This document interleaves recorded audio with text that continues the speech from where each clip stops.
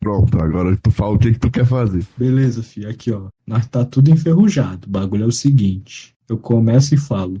Tananã, tananã. E estou aqui com meu amigo Fatureto. Hum, Aí você. Tananã, tananã. ah, Não é mesmo bicho cabeludo? Aí eu. É isso aí mesmo. Aí a gente começa o desenrolo. mas o que que é tananã? É a nossa intro. Insira aqui a sua intro. Mas qual é a minha intro? Ah, aí você quer demais. Quer que eu leia sua mente? Qual é a sua intro? Você falou qual é a minha intro. Mas qual é a sua? A minha é. É o som do corvo. E estou aqui para reviver meu querido amigo Fato Reto. Aí você diz a sua intro Entendi. e depois me apresenta. Pera, eu acho que existe uma música do Rogério Skylab que chama O Corvo. Ah, não. Acho que eu posso falar. Entro numa farmácia. O farmacêutico é fanho. Pânico na madrugada. Minha cabeça rodando. Tomo mais um comprimido. Se eu parar, eu vomito. Minha pílula dourada. Egito que resplandece. Vício, minha pátria amada. Plazinho. Tá bom, pô. Acho que eu comecei a ficar meio. Lexotan na cabeça. Eu acho que pode ser. O que você acha? Acho bom. Aí eu roubo a tua intro aí, a sua primeira ideia que era assim como na terra, a chuva é igualzinho no céu. Pão nosso, pistais no céu. É, Ray, completamente insano. Assim que é bom começar aqui. É muito ruim não ter uma frase boa na cabeça. Começando mais um Pitacos Cabeludos aqui com vocês e o corvo paira sobre os céus para reinvocar Fatureto do seu túmulo. E aí, não pode chover o tempo todo. Eu não lembro o resto da frase, mas é o corvo. É isso que a gente vai falar hoje, não é, meu amigo bicho cabeludo? Exatamente, o clássico filme de 94 com Brandon Lee e também o quadrinho, também clássico, do autor James O'Barr. Quadrinho independente feito por um caboclo só, que é esse tal do James O'Barr. Mas, pra gente começar a falar dessa história, a gente tem que explicar o porquê Jimmy O'Barr fez essa história. Tu quer explicar pra nós ou tu quer que eu explique? Pode explicar pra nós aí, filho. Cara, vamos começar com uma pequena sinopse de Um Corvo. De forma geral, existe um casal que se amava muito e eles são abordados por um grupo de bandidos e morrem de forma horrenda. Dentro disso, Eric Draven, Juan Cuervo, entre outros, voltam para vingar e resolver as pendências que eles têm na Terra. Dito isso, a gente já pode tirar uma conclusão, de forma que foi gerado, a partir do quadrinho, essa história do cara que a mulher morre e ele volta como corvo pra matar os bandidos. Isso. Porém, esse quadrinho, como eu disse, foi um quadrinho independente que por acaso fez muito sucesso, assim como Tartarugas Ninja, entre outros. Em algum momento, sempre perguntaram pro James O'Barr o que fez ele escrever esse quadrinho. E ele dizia que era uma notícia que ele havia visto, que envolvia uma aliança que havia sido roubada de um casal que infelizmente foi assassinado. Porém, posteriormente, muitos anos depois, ele decidiu realmente revelar o que inspirou ele a fazer isso. Que foi uma noite em que ele não havia pagado uma multa do carro dele, ou não tinha tirado a carteira, era algum absurdo assim, tinha alguma coisa ilegal no carro. E ele ia encontrar sua mulher, sua amada. Em vez disso, ele pede para que sua mulher viesse até a casa dele e venha buscar ele de carro. No que a mulher dele vem, o motorista embriagado, bêbado, bate no carro da mulher, ceifando a vida dela, infelizmente. Isso foi algo que marcou muito James O'Barr, e ele disse que cada página, cada frase do quadrinho de O Corvo é o puro ódio e desespero e saudade que ele tinha da mulher. É, rapaz, uma tragédia inspirou a história na qual ele construiu. Que posteriormente acabou gerando uma outra tragédia, mesmo que ele não tenha culpa. Outras tragédias, né, no plural aí, mas vamos nos aprofundar isso. Mas antes, galera, se você conseguir escutar essa pinóia pelo menos até a metade, ou se conseguir chegar até o fim, se lembre de apoiar a gente. No YouTube você pode se inscrever, curtir, compartilhar, comentar da forma que você preferir. No Spotify você pode seguir o nosso perfil e, é claro, se possível, comentar logo abaixo no episódio. com tudo isso deixado nas suas mãos, também podemos visitar o nosso canal do nosso amigo Bicho Cabeludo, que tem vídeos com muito mais frequência do que esse podcast, e comprar a nova TechPix e fazer vendas da camiseta. É porque do nada o cara meteu um AD, mano, que isso? O cara meteu um AD do episódio. Tem que falar logo de início que essa peça... Ih! O pessoal não esquecer, né? É, pô. Então é isso, mano. Mas vamos voltar pra assunto, né? Exaustamente. Prosseguindo, antes mesmo já estamos aqui contextualizados, eu gostaria de saber de você, Fatoreto, qual foi a sua experiência com o Corvo de modo geral? Vítimas, todos somos. É importante a gente informar que a minha primeira experiência com o Corvo, eu fiquei sabendo da existência desse quadrinho e obviamente sabia esse começo que eu informei sobre que era referente à história de um casal e com indas e vindas desse mundo esquisito e uma oportunidade que eu estava sofrendo por situações que ocorrem no dia a dia. Eu tive a oportunidade de comprar eu optei por entrar primeiramente no quadrinho e eu tive a oportunidade de consumir essa obra. E foi uma obra que, pô, no quadrinho e no filme, posteriormente, me cativou muito, cara. Assim, tem coisas que eu posso reclamar, mas estaria sendo chato. Mas, de forma geral, eu adoro a arte do quadrinho, cara. Adoro a forma que ele é retratado. E, cara, sei lá, existem algumas obras que mexem com a gente por algum motivo que você não sabe explicar. Isso é o Corvo pra mim, mano. Ela tem alguma ligação como obra de arte pra mim que eu não consigo entender, velho. Muito bom, velho. E você? Conheci através de uma recomendação sua, a gente papeando assim, sempre jogando papo fora. Você sempre falou de O Corvo, sei lá o quê. Aí eu, pô, será que tem um filme? Não só tem um filme, como é considerado por alguns uma adaptação melhor do que a obra original. Aí, pô, tive que olhar essa pinóia com os meus próprios olhos. Bisonhando assim de primeira, eu fiquei deslumbrado. Porque, assim, em comparações talvez desiguais, eu colocaria o Corvo tete a tete ali com o Homem-Aranha do Sam Raimi, irmão. Porque ele é tão icônico, tão bem produzido, tão bem escrito, que assim, há quem diga o contrário, né? Mas, independente dessa parte, meu irmão, eu adorei o filme. É claro, depois você me passou vosso quadrinho para as minhas mãos. E assim, lendo, eu vejo uma vibe muito mais, podemos dizer assim, mais tristonha mesmo, porque é justamente ele... Melancólica. É justamente ele... expurgando seus demônios, né? Colocando todo esse sentimentalismo ali na obra. E aí a gente vê isso refletido nos poemas que ele coloca de fundo, aquelas encenações que ocorrem entre a vida e a morte, onde o Eric Draven contempla. Sim.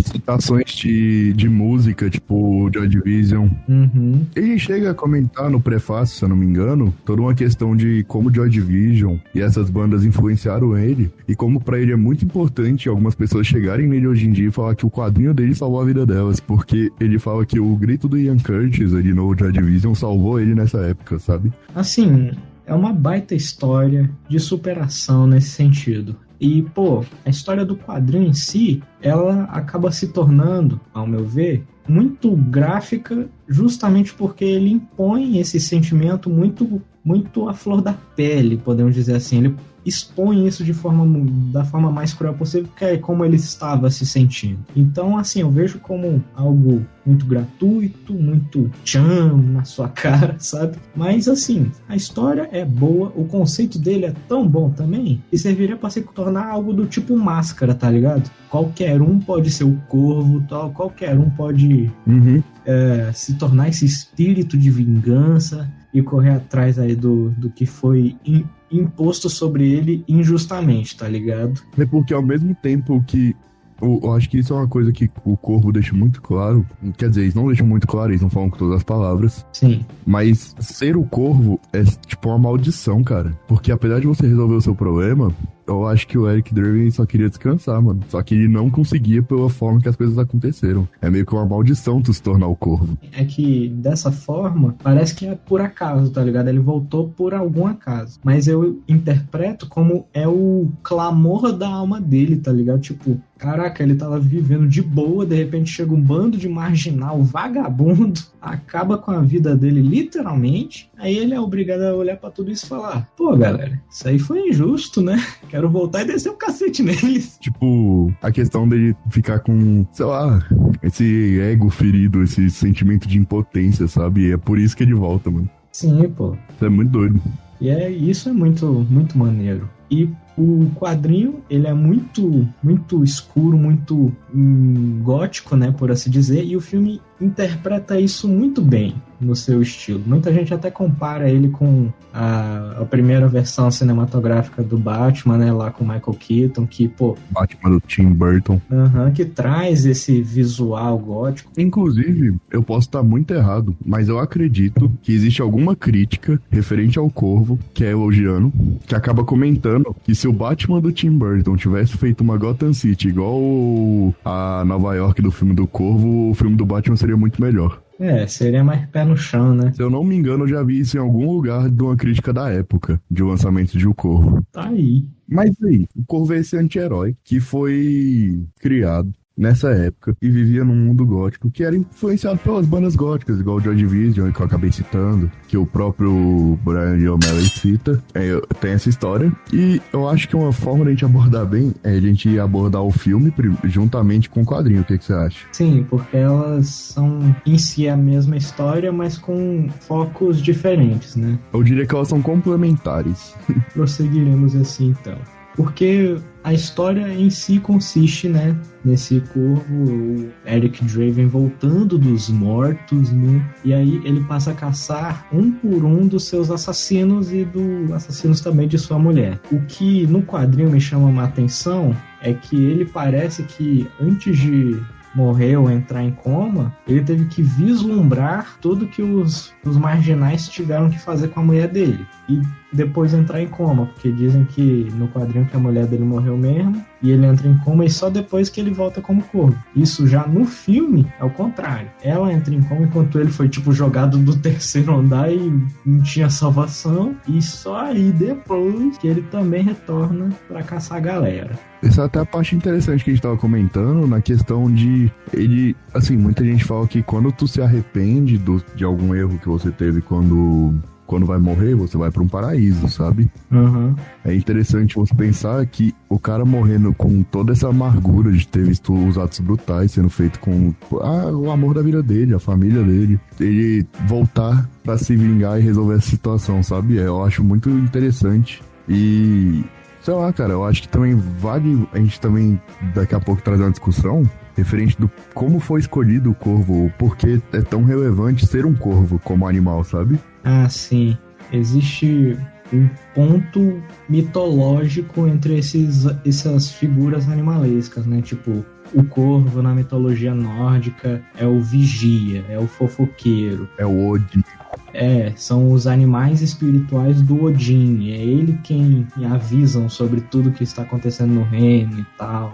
Isso é uma visão nórdica sobre a figura do animal corvo. E isso se remete a várias outras, como eu não sei qual exatamente, mas dizem que é, assim como no filme, no próprio quadrinho, posteriormente, que é essa figura que leva as almas pro outro mundo. Sim.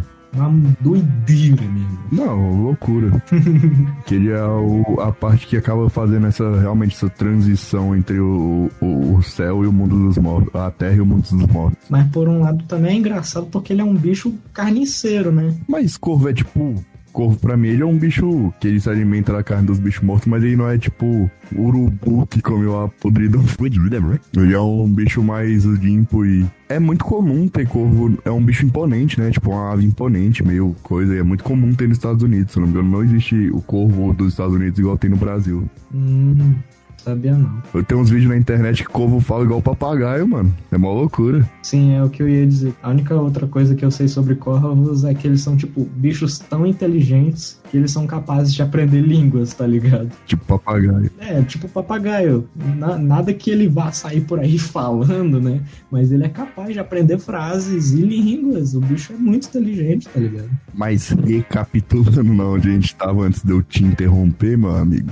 Sem problema. O cabo Caba fica em coma e volta pra ir atrás dos Mequetrefe. É coisa de 1 ano, né? Isso. Tem um tempo até ele retornar. Quando ele volta, ele vai atrás do nosso primeiro bandido. Assim, os bandidos no quadrinho são poucos os que têm características muito visuais. No caso, no quadrinho, até onde eu me recordo, há um caba careca e que usa uma camiseta regata. Que tá roubando um aparelho de DVD. O cara tá ruim mesmo. E no filme, é um maluco doente que usa umas facas. A gente tem um visual, de certa forma, icônico pra diferenciar cada bandido no filme. E esse é o dele. E ele é um cara que roubou a aliança da esposa dele e penhorou, velho. Então, eu gostaria de ressaltar 2 coisas do filme. A primeira é que na dublagem ele tem uma frase que, tirada de contexto, é uma maravilha. Ele fala algo como: Vou cortar sua bunda, cara. isso é demais. O cara ficou muito atento nessa parte, assim. Aí, e a segunda coisa é como ele morre, né?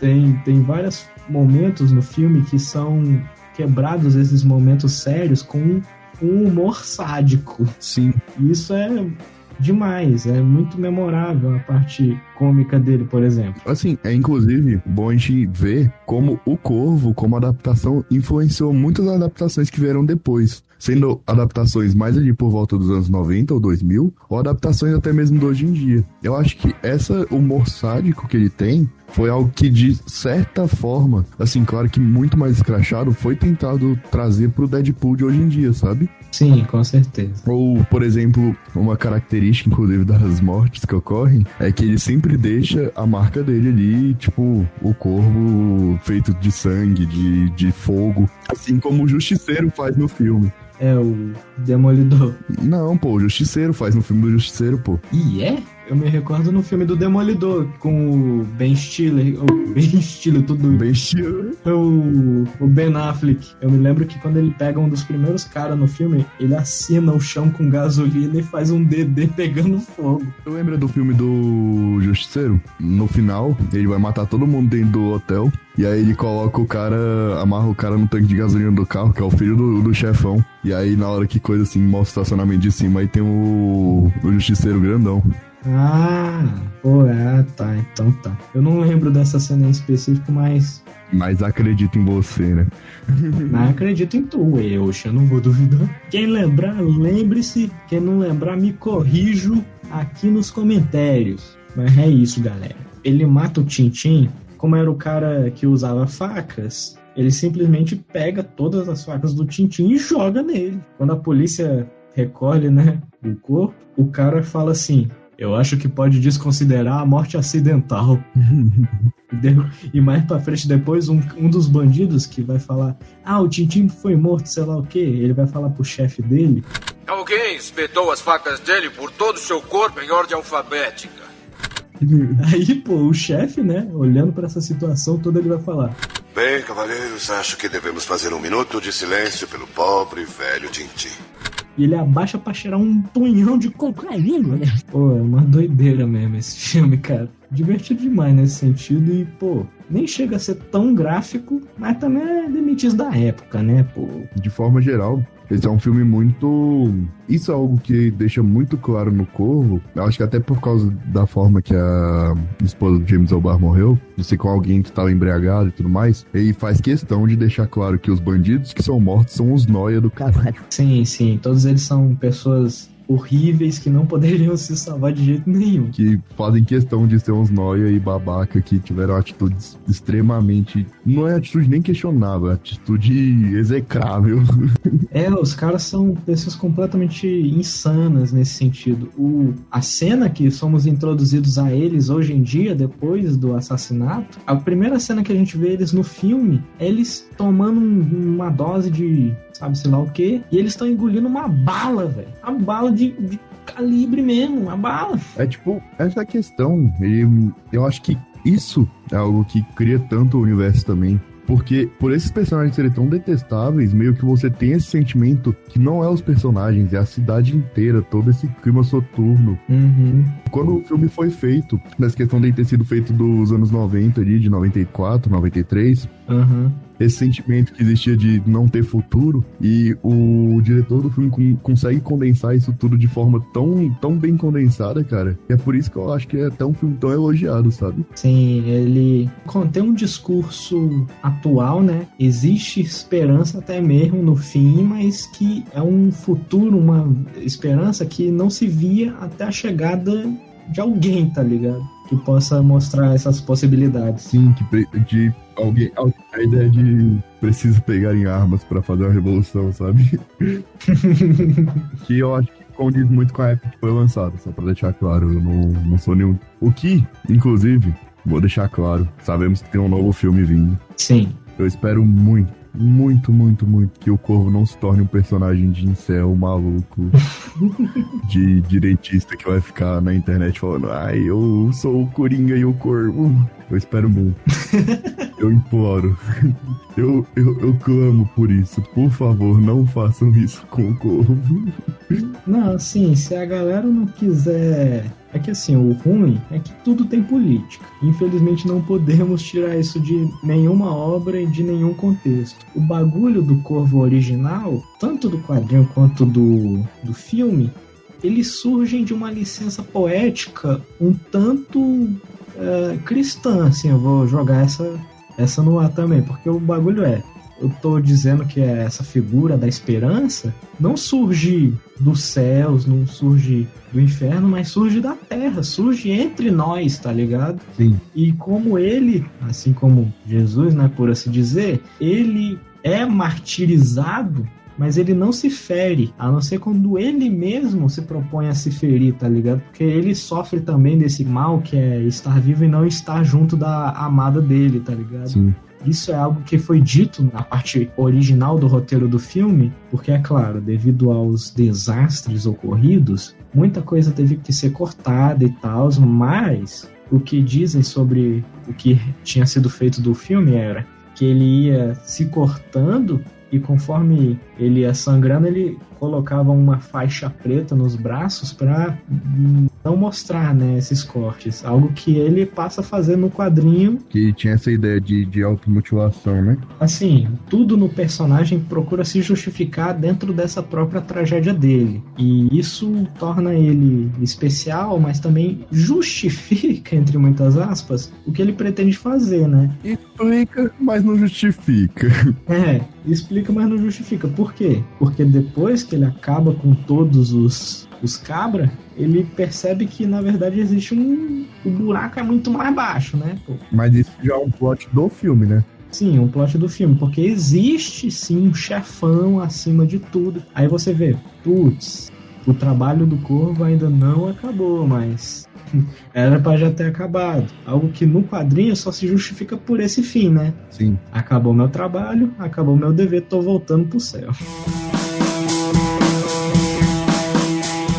De forma geral, eu acho que o filme acerta muito nessa parte de ter um grande chefão. E eu acho que ele também acerta muito na parte de criar toda uma estética mais mística para esse grande chefão. Porém, como tudo, entretanto, eu acho que foi feito de uma forma que não é tão boa. Eu acho uma forma muito estereotipada a forma que é feita essa questão de personagens, de são a magia negra e eles têm interesse em matar o Corvo por causa disso também, de quererem ter a vida eterna, sabe? Sim, sim. Eu acho, então, que é um... Ao descobrir que ele seria um imortal, né? Sim, eu acho talvez um pouco mal aproveitado esse plot, apesar de eu achar ele muito bom. Talvez se ele fosse feito de uma outra forma, ficaria mais interessante. O que você acha sobre isso? Sim, acredito que sim. Dessa diferença do quadrinho e do filme. O filme, ele procura unir as pontas soltas do quadrinho, mas... E só por isso eu acho ele consideravelmente melhor, mas nada disso exclui as conquistas que o quadrinho fez, né? Mas tu não acha que essa parte de magia negra e a forma que é apresentada é um pouco estereotipada demais?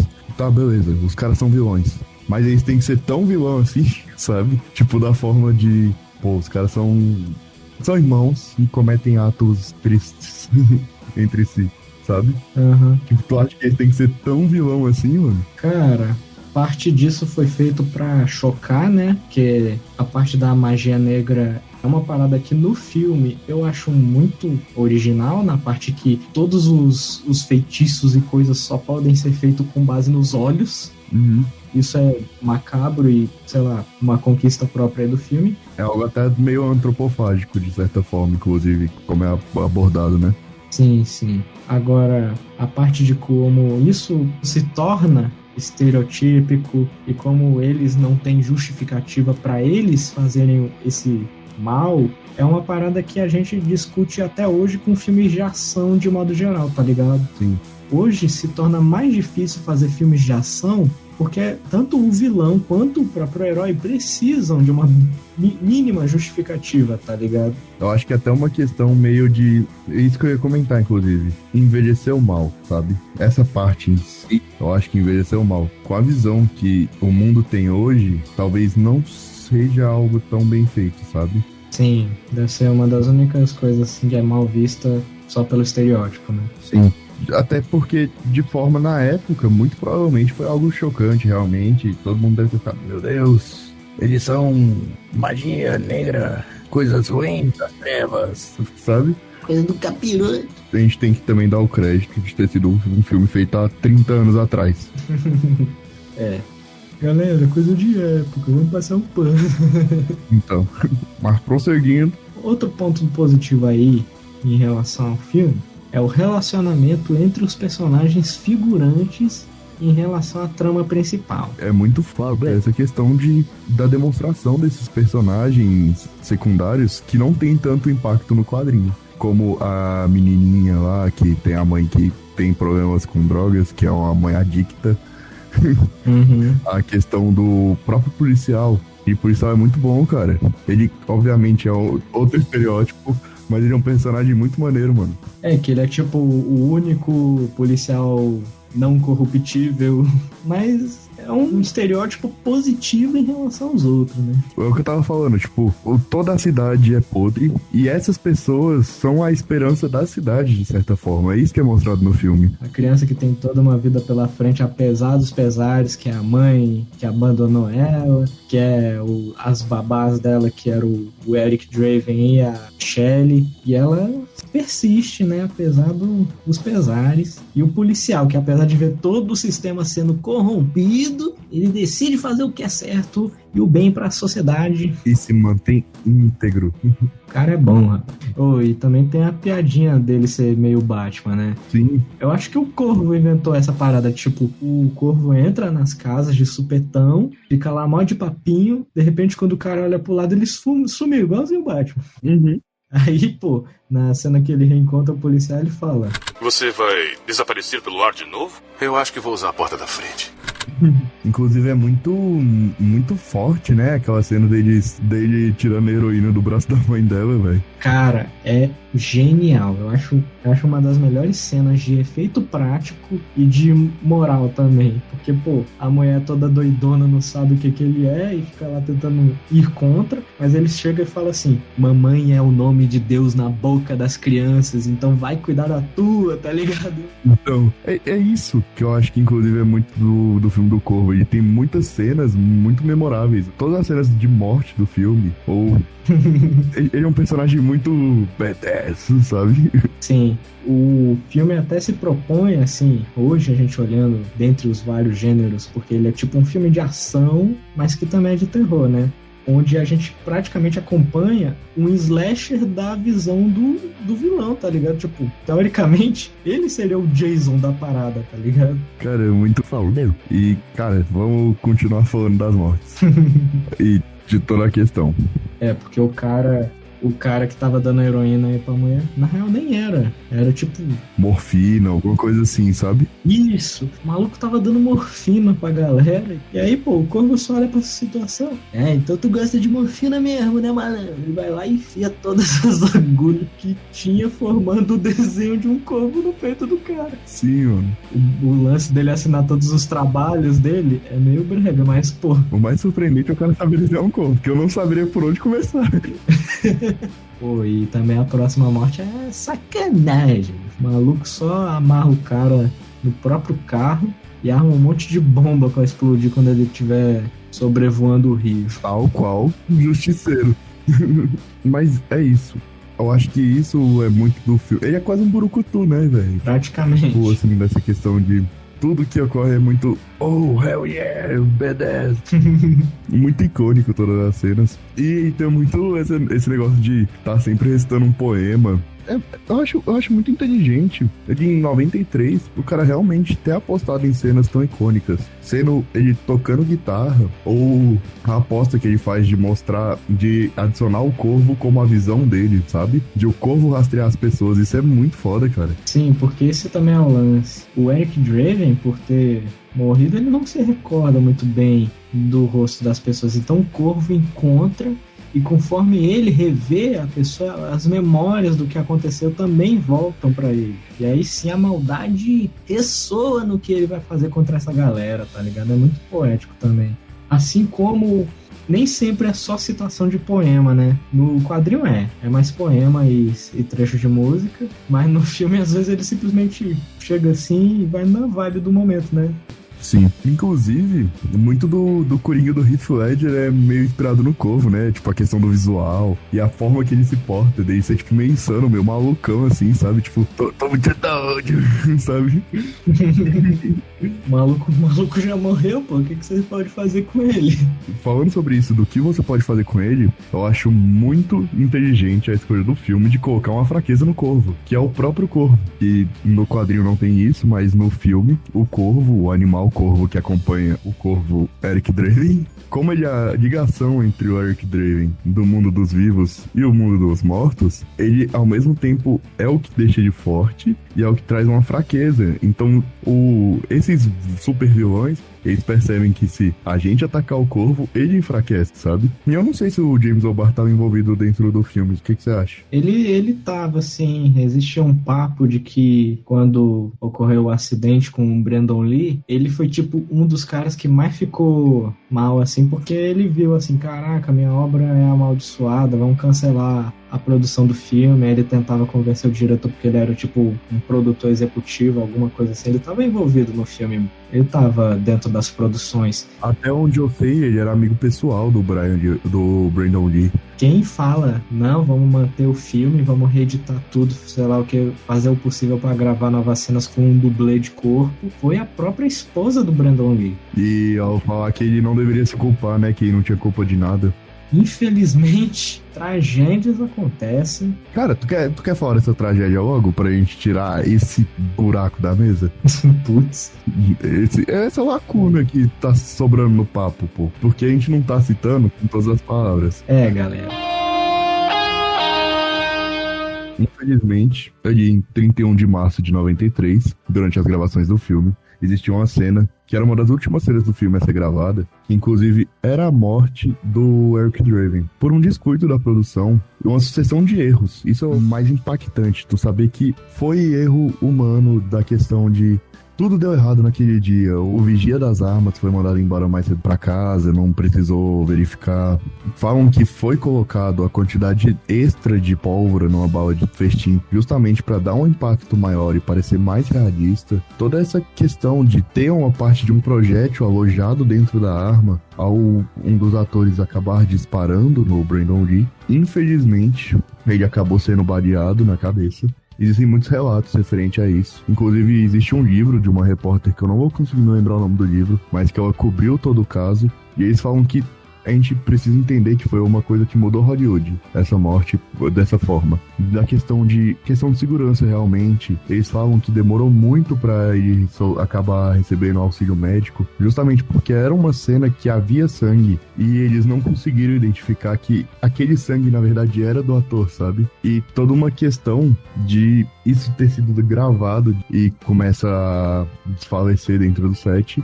Eles levam ele pro hospital, onde ele fica cerca de 16 horas na cirurgia. E durante a cirurgia, os familiares e todo mundo recebe a notícia que ele não resistiu, sabe? Que era o papel da vida dele, inclusive, o Corvo. A atuação é ótima. Foi uma pena, realmente, o que ocorreu. Eu acho que muito disso também, com uma história tão pesada, uma identidade visual tão pesada, eu acho que esse fato acaba trazendo mais um peso ainda pro filme, sabe? Sim, é o que muitas vezes também acaba nublando a qualidade geral do filme, porque, pô, ele não é vendido como mais uma pequena obra-prima lançada em 94. Não, é tipo, esse foi o último papel do Brandon Lee, aí você fica, pô, cara, e ele tava atuando bem, era um ótimo personagem, e ele tinha toda uma carreira pela frente, assim como o pai, que também morreu sobre circunstâncias super estranhas e tal. E existe até também uma teoria da conspiração toda sobre a morte da família Lee, né, do Bruce e do Brandon. Se eu não me engano, o Bruce Lee foi coisa assim de... Ele tomou um remédio errado e acabou falecendo, sabe? E, pô... E foi no set, inclusive, durante as gravações de O Último Dragão, se eu não me engano, não é? Eu não me recordo muito bem, mas tinham dito que o último filme dele foi o Jogo da Morte, ou alguma coisa assim. É, eu acho que é isso. Onde a trama do filme era que o personagem dele, Bruce Lee, dentro do filme morria por conta de um descuido de uma bala de festim. Muita coincidência, né? Sei lá, velho. Muito, muito trágico, cara. É por isso que os conspiracionistas olham, pô, será que é coincidência demais? Sei lá o que? E pode ser. A questão também é que, assim, galera, a gente passou anos sem uma tragédia como essa acontecer. Até que aconteceu de novo, surpreendentemente, porque... Há quem diga que o cara não era muito legal, que era o Alec Baldwin. Também, grande ator. Não, mas ele não fez de propósito, foi de coisa da produção. Sim, também, mas ao que tudo indica, ele brincando com a situação, né? Daí ele aponta e atira. E infelizmente, muito infelizmente, ele matou a diretora de fotografia.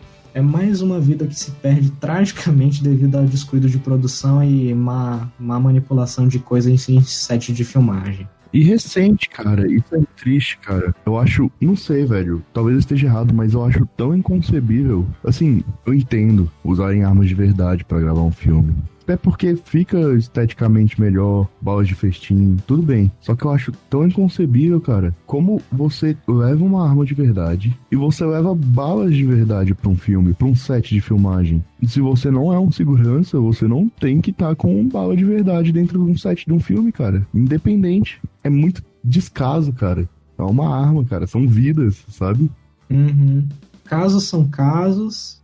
Eu não vou dizer que ele não merece estar preso, porque ele teve uma ação definitiva sobre esse caso, mas, galera, aconteceu, tá ligado? Ele tem que ser responsabilizado pelo que ocorreu. Sim. Mas eu acho que a grande culpa é do cara que dá uma arma carregada na mão do maluco, cara.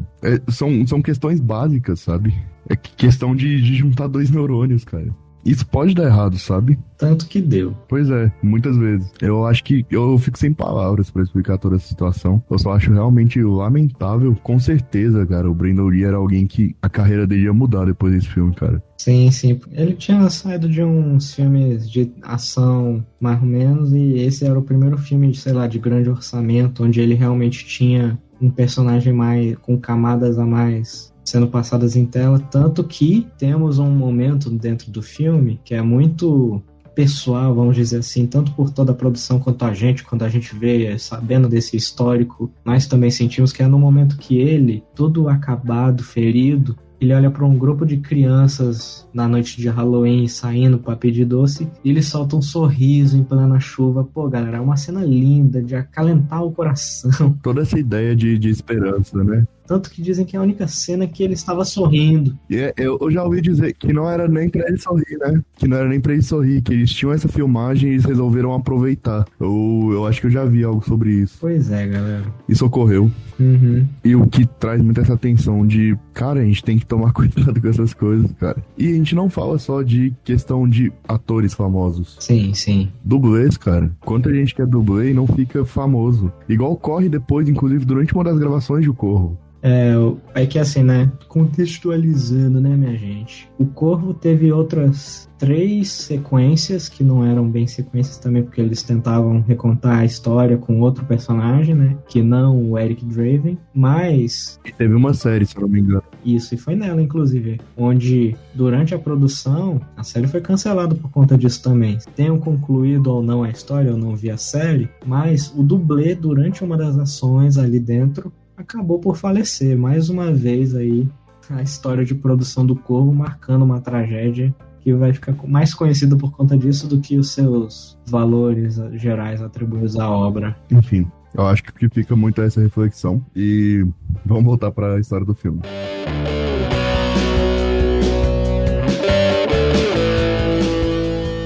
Vai matando gente, vai soltando palavrinha especial e vai deixando tudo tão foda. E tem esse grande desfecho desses 2 grandes vilões. Inclusive a gente também contextualizar que realmente tava rolando todo um ritual que era feito, que eu, inclusive, deixa meio que subentendido que ele voltou por causa disso, que é a noite anterior ao Halloween, na real é a noite do Halloween, que é tipo a noite sangrenta, alguma coisa assim, sabe? A noite dos infernos, alguma coisa assim. Sim, trazer ele nessa época, inclusive das galera estranhar, muita gente faz piada de tipo, Halloween é só amanhã, mano, sabe? Uhum. Que é a noite que antecede o Halloween. É isso, cara, eu acho que o que eu tenho pra falar sobre esse filme de O Corvo, de forma geral, é isso. É um filme muito importante, com muita influência, realmente. Sim.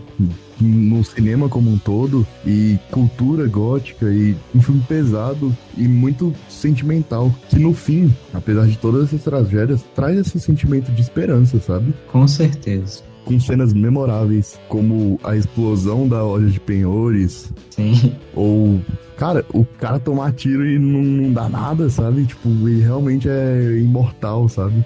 Sim, eu tenho também um comentário também sobre isso. O fato dele tomar tiro e não acontecer nada é um visual tão icônico que na hora eu reconheci também de outra obra, que eu não sei se veio antes ou depois, pode até ter sido inspirada também, que é no caso do anime/mangá Hellsing, que tem a história do Alucard lá, que é o Drácula. Ele é um personagem que usa roupas vermelhas e óculos laranja e tal, e pelo fato dele também ser um vampiro que troca tiro com os demônios, ele muitas vezes se deixa levar tiro, aí tem toda aquela cena dele de braços abertos, sendo todo esburacado, numa figura sombria, de repente essa figura se reconstrói, ganha cor pela roupa vermelha dele e depois ele revida. Aí eu fiquei, caraca, meu irmão, isso é muito Corvo, e acaba se tornando às vezes o contrário, né? Sim. Inclusive, voltando pra falar de O Justiceiro de 2004, aquela cena que ele toma o tirão de 12 no peito quando ele tá dentro da loja de penhores, me lembra muito a cena a cena final, todo do ápice final do filme do Justiceiro, que ele entra dentro da casa e ele tá com colete, os caras dão um tirão, tipo, gigantesco, assim, de 12 no meio do peito dele, assim, do Justiceiro, e fica tudo marcado, assim, sabe? E ele, tipo, olha, assim, com uma cara de, vocês estão fodidos, meu, sabe? Uhum. E a gente vê como o Corvo é esse filme muito influente pra outras obras, sabe? Falando de Batman, o Cavaleiro das Trevas, que com certeza inspirou o visual do Coringa, de certa forma, sabe? Que é o do Heath Ledger, né? Uhum. Eu acho que a gente pode até, com todo respeito à forma que ocorreram as coisas, até traçar um paralelo de como o Coringa também teve um desfecho tão triste quanto o Brandon Lee, sabe? Até como essas figuras que também não tinham ligação nenhuma a princípio, só pelo nosso vislumbre de como uma coisa se reflete na outra e a história se repete, né? Sim. E essa questão é o que eu comentei de a gente se atentar a tudo isso que vem ocorrendo, sabe? O James O'Barr chega a comentar que muitas vezes ele retirou o quadrinho de circulação porque ele não aguentava mais todo esse sentimento que vinha carregado e que depois de muito tempo ele conseguiu ressignificar isso, sabe? Tanto é que as edições que são lançadas hoje em dia são pelo Brandon Lee, sabe? Em homenagem ao Brandon Lee. O filme também ficou dedicado a ele. A própria versão que foi lançada no Brasil, que foi a versão lançada pela Dark Side Books, né? Ela tem um prefácio que explica toda a situação e informa um pouco sobre a mitologia do corvo. Ele se tornou eu acho que o Brian Lee, ele se torna esse símbolo de esperança e o corvo se torna esse símbolo, sabe? Com certeza. O bagulho é que assim, né?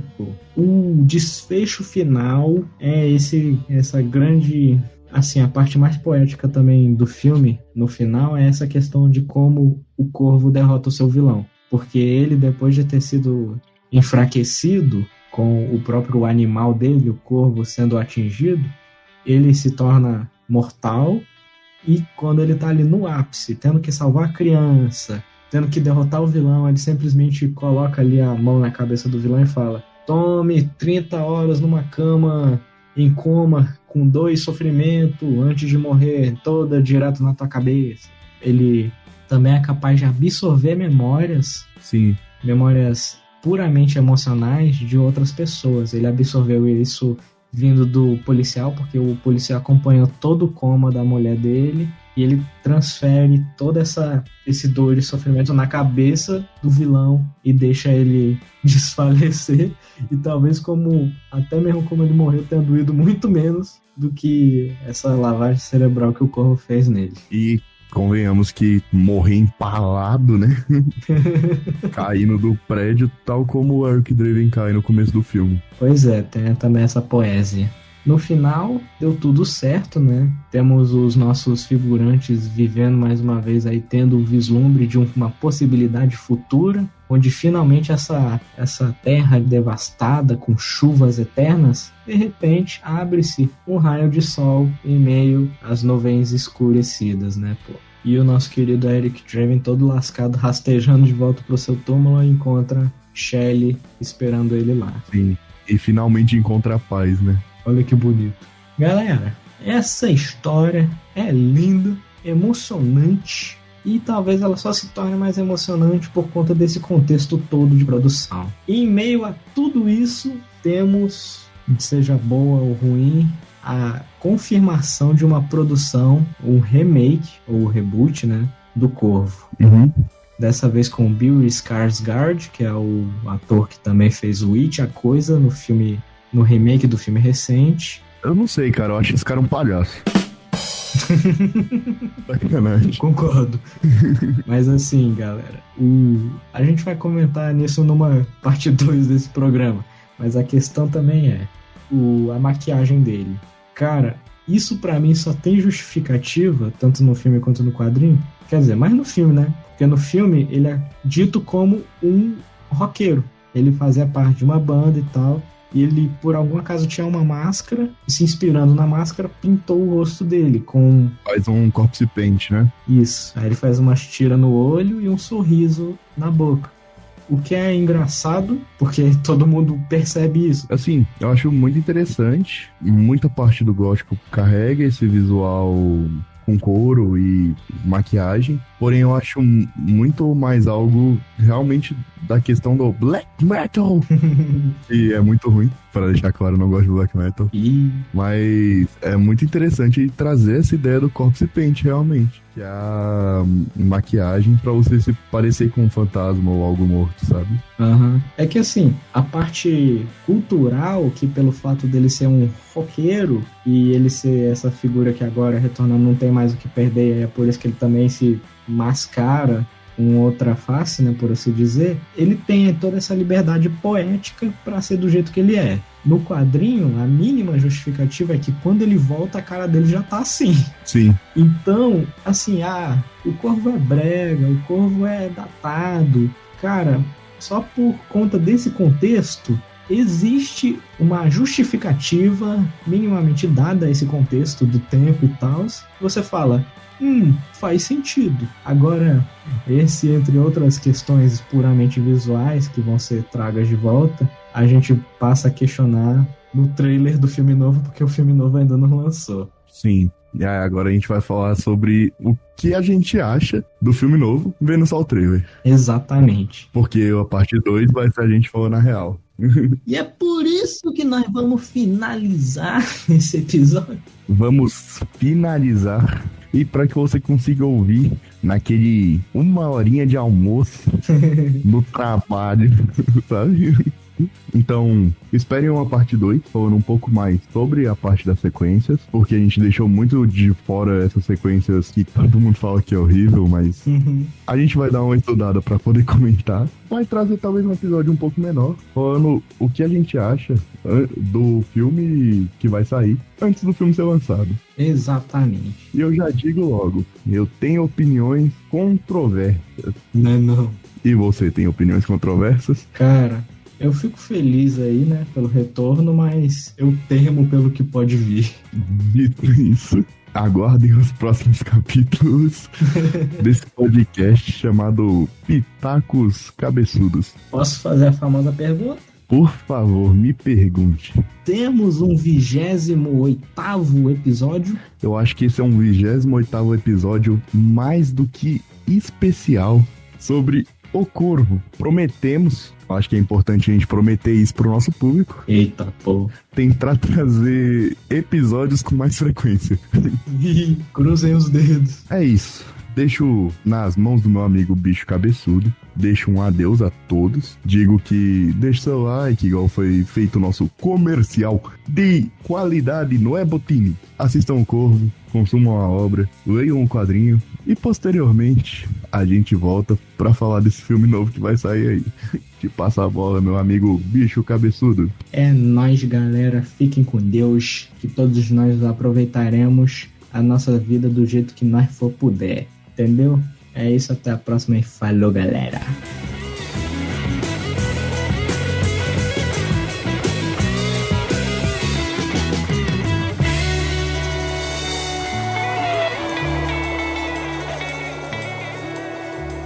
Que é o próprio Corvo. Que é o Corvo do Corvo. Que é o Corvo do Corvo do Corvo. Eu vou cortar sua bunda, cara. Sangue, morte, tripas.